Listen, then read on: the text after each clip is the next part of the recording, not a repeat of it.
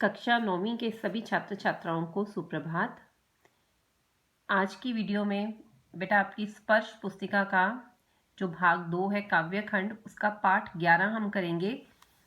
एक फूल की चाह, जो सियाराम शरण गुप्त जी द्वारा लिखित कविता है। एक फूल की चाह। उद्वेलित कर अश्रु राशियां, हृदय चिंताएं धधका कर, महामारी प्रचंड हो फैल रही थी इधर उधर। क्षीण कंठ मृत वत्साओं का करुण रुदन दुर्दांत नितांत, भरे हुए था निजकृ श्रव में हाहाकार अपार अशांत। उद्वेलित कर अश्रु राशियां, हृदय चिंताएं धधका कर, महामारी प्रचंड हो फैल रही थी इधर उधर। यहाँ पर कवि ने कहा है कि आंसू जो आंखों से लगातार टपक रहे थे, उद्वेलित कर, बहुत ही भावपूर्ण हृदय से भावपूर्ण दशा थी वो कि लगातार लोगों की आंखों से आंसू टपक रहे थे। हृदय चिंताएं धधका कर, और सभी का हृदय चिंताओं से भरा हुआ था। किस लिए? क्योंकि महामारी प्रचंड हो फैल रही थी इधर उधर, क्योंकि समाज में हर तरफ महामारी फैल रही थी। महामारी का जो समाज में था दृश्य दिख रहा था, एक से दूसरे को वो फैल रही थी, और उससे लोगों की क्या हो रही थी? मृत्यु हो रही थी। बच्चे माँ बाप के सामने मर रहे थे महामारी की चपेट में आकर। तो इससे क्या था कि सबके हृदय में, भावपूर्ण हृदय में आंसू जो थे लगातार टपक रहे थे, और हृदय चिंताओं से भरा हुआ था। लोग सोच रहे थे कि हम कैसे इस महामारी से बचें। क्षीण कंठ मृत वत्साओं का करुण रुदन दुर्दांत निदांत। क्षीण कंठ का यहाँ पर मतलब बताया हुआ है कि मृत वत्साओं का, मरे हुए बच्चों को देखकर जो माताएं थी उनका गला सूख गया था। उनके गले में से उनको देखकर एकदम से रोना ही नहीं निकल रहा था, आवाज ही नहीं निकल रही थी। करुण रुदन दुर्दांत निदांत, और करुण रुदन दया पैदा करने वाला, वहां पर वो ऐसा दृश्य था कि दया आ रही थी, दया आकर रोना भी नहीं निकल रहा था, अंदर से आंसू सूख चुके थे। दुर्दांत नितांत, और बिल्कुल ऐसा दृश्य था हृदय विदारक की हृदय अंदर से मन जो था बहुत चिल्ला चिल्ला कर रो रहा था, और लोगों की आंखों से जो आंसू थे वो सूख गए थे, क्योंकि दृश्य इतना भयंकर था। लोगों जो माँ बाप के सामने उनके बच्चे महामारी की चपेट में आकर मर रहे थे। भरे हुए था निज कृश्रव में हाहाकार अपार अशांत, कहता कि लोगों के मनों में शांत, बिल्कुल शांत नहीं थे उनके मन। हाहाकार मची हुई थी हर तरफ कि एक आवाज नहीं आ रही थी, पर लोगों का दिल अंदर से चिंताओं से धधक रहा था। वो डरे हुए थे कि किस प्रकार वो अपने बच्चों की रक्षा करें, किस प्रकार महामारी की चपेट से आने से वो उन्हें बचाएं। बहुत रोकता था सुखिया को नाजा खेलने को बाहर, नहीं खेलना रुकता उसका, नहीं ठहरती वह पल भर। मेरा हृदय कांप उठता था, बाहर गई निहार उसे, यही मनाता था कि बचा लूं किसी भांति इस बार उसे। तो इसमें भी फिर वो जो सुखिया का पिता है वो कहता है कि मैं अपनी बेटी सुखिया को बहुत रोकता था कि बाहर खेलने के लिए मत जा। पर यहाँ पर देखो चित्र में भी दिखाया हुआ है ना कि बच्चों को देखकर उनका भी मन करता है कि बाहर खेलें। कहता है कि मैंने बहुत रोका कि तू वहां पर बाहर खेलने बच्चों के साथ मत जा, नहीं खेलना रुकता उसका, नहीं ठहरती वह पल भर। परंतु वो कहता है वो मेरी बात नहीं मानती थी, एक पल के लिए भी बैठती नहीं थी, और ना ही उसका खेलना रुक रहा था। मेरा हृदय कांप उठता था, बाहर गई निहार उसे, यही मानता था कि बचा लूं किसी भांति इस बार उसे। कहता कि मेरा मन बहुत डरता था उसे बाहर भेजते हुए कि वो बच्चों के साथ खेले, कि कहीं वो भी महामारी की चपेट में ना आ जाए, कि मैं कैसे भी उसको इस महामारी की चपेट में आने से बचा लूं। भीतर जो डर रहा छिपाए, हाय वही बाहर आया, एक दिवस सुखिया के तन को ताप तप्त मैंने पाया। कहता है कि जो मेरे मन के अंदर डर था कि वो महामारी इस बीमारी से ग्रस्त ना हो जाए, वही बाहर आ गया। और एक दिन क्या हुआ, सुखिया के तन को वो बीमार हो गई, बुखार आ गया। ज्वर से विहिल हो बोली वह, क्या जानू किस डर से डर, मुझको देवी के प्रसाद का एक फूल ही दो लाकर। तो वो ज्वर से बुखार से तप रही थी, बिस्तर पे आ गई थी सुखिया। जो बाहर उसके मन में था, उसके पिता के मन में, कि उसको बाहर खेलने के लिए ना भेजे, पर बच्ची थी, नहीं सुनी उसने बात।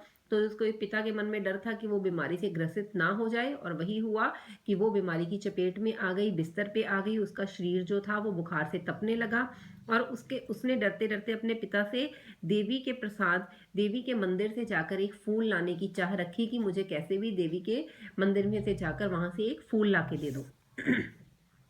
क्रमशः कंठ क्षीण हो आया, शिथिल हुए अवयव सारे, बैठा था नव नव उपाय की चिंता में मैं मनहारे। जान सका न प्रभात सजग से, हुई अलस कब दोपहरी, स्वर्ण घनों में कब रवि डूबा, कब आई संध्या गहरी। कहता है कंठ क्षीण हो गया, शिथिल हुए अवयव सारे। तो यहाँ पर सुखिया का पिता सुखिया के बारे में बता रहा है कि जब वो इस बीमारी की चपेट में आ गई तो उसका जो गला था वो सूख गया, एकदम से सूख कर वो बहुत ही सुगड़ गया। शिथिल हुए अवयव सारे, और उसके सारे जो शरीर के अंग थे वो भी शिथिल हो गए, ढीले पड़ गए, उसके अंगों ने काम करना बंद कर दिया। बैठा था नव नव उपाय की चिंता में मैं मनहारे। तो कहते हैं कि मैं बैठा सोच रहा था, नए नए उपाय निकाल रहा था किस प्रकार अपनी बच्ची को अभी भी मैं इस बीमारी की चपेट से बचा सकूं। जान सकाना प्रभात सजग से, हुई अलस कब दोपहरी। कहता है इसी भाव में, इसी सोचते सोचते, नए नए उपाय निकालते निकालते, अपनी बच्ची की तरफ देखते देखते पता ही नहीं चला कि कब सुबह से दोपहर हो गई, और कब स्वर्ण घनों में कब रवि डूबा, कब आई संध्या गहरी, और कब स्वर्ण घनों में कि बादलों के बीच रवि सूर्य डूब गया, और कब दोपहर से क्या हो गया, संध्या हो गई, शाम हो गई। देख रहा था जो सुस्थिर हो, नहीं बैठती थी क्षण भर, हाय वही चुपचाप पड़ी थी अटल शांति सी धारण कर।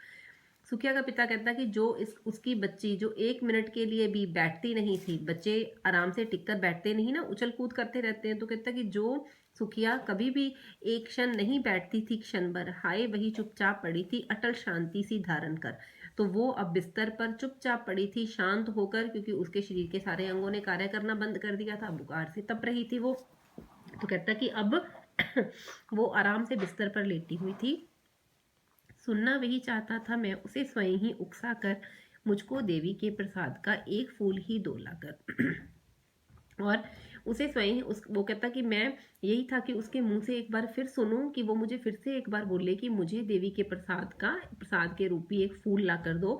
कि मेरा मन था कि वो मुझे बार बार ये लाने के लिए जिद करे, पर उसने एक बार बोल दिया तो उसका शरीर का जो था अंग शिथिल पड़ गए।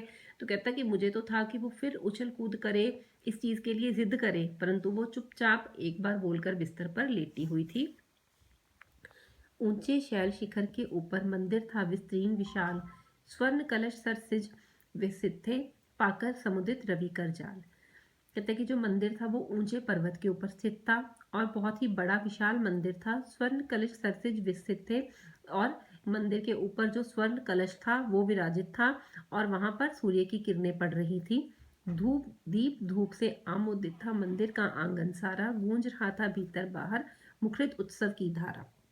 मंदिर के भीतर बाहर हर तरफ क्या था, हर तरफ वहां पर धूप और दीपक की खुशबू आ रही थी, हर तरफ से आनंद भरा वहां का वातावरण था, क्योंकि स्वर्ण कलश के ऊपर जो थी सूर्य की किरणें पड़ रही थी, और जो मंदिर का वातावरण था धूप और दीप से पूरा, वहां पर उसकी क्या है, धूप की जो है बहुत ही अच्छी खुशबू आ रही थी, और गूंज रहा था भीतर बाहर मुखरित उत्सव की धारा, और वहां पर मधुर संगीत चल रहा था, कि जैसे वहां पर कोई हर समय उत्सव मनाया जा रहा हो, कि मंदिर का वातावरण बहुत ही स्वच्छ साफ सुथरा और दिल को लुभाने वाला था। भक्त वृंद मधुर कंठ से गाते थे भक्ति मुदमय, पतित तारनी पाप हारनी माता तेरी जय जय जय, पतित तारनी तेरी जय जय जय। मेरे मुख से भी निकला बिना बड़े ही मैं आगे, जाने किस बल से ढिकला। कहते हैं कि वहां पर भक्त वृंद मधुर मधुर कंठ से, कि वहां पर जो भक्त थे वो मंदिर में उपस्थित भक्तों का जो समूह था वो पूरी तरह भक्ति से और प्रसन्नता के साथ अपने कोमल कंठ से गा रहे थे, और माता की जय जयकार के वो नारे लगा रहे थे। पापियों को तारने वाली, सब पापों को दूर करने वाली, पापों को हरने वाली माता तेरी जय जय जय, यह लोगों का जो उद्धार करने वाली तेरी जय हो, तेरी सदा ही जय हो। तो यहाँ पर सुखिया का पिता कहता है कि मैं भी आगे बढ़ने का मैंने भी प्रयास किया, बिना ही ना मालूम किए किस अज्ञात शक्ति के जोर से वो आगे जा पहुंचा, तब बिना बड़े ही मैं आगे को जाने किस बल से। कहता कि मुझे नहीं पता चला कि किस अज्ञात बल ने मुझे धकेला, और मैं आगे की तरफ वहां पर बढ़ गया मंदिर के वातावरण में। बेटा नेक्स्ट जो कविता है इसका पार्ट 2 ये हम नेक्स्ट वीडियो में करेंगे। आपको अभी मैंने जितनी कविता करवाई है इसके कि यहाँ से स्टार्ट किया हमने और यहाँ पे इसके मैंने आपको आज की वीडियो में 8 पैराग्राफ करवाए हैं यहाँ तक। तो ये आप एक बार अच्छी तरह से इसको लर्न करेंगे, पढ़ेंगे, और जो भी आपको नहीं है इसमें से, अगर नहीं आपको कुछ भी समझ आया, नेक्स्ट वीडियो में हम एक बार फिर से हम इसको कंप्लीट करके एक बार फिर से हम दोबारा से रिपीट कर लेंगे, क्योंकि यहाँ पर कुछ वर्ड्स हैं जो हिंदी के थोड़े से उसकी जो अर्थ है वो मुश्किल है यहाँ पर पढ़ने में। तो आप एक बार इस कविता को अच्छे से इसकी दोहराई करो और इसके अर्थों को समझो। कंप्लीट करने के बाद ये कविता मैं दोबारा से आपको फिर एक बार करवा दूंगी। धन्यवाद।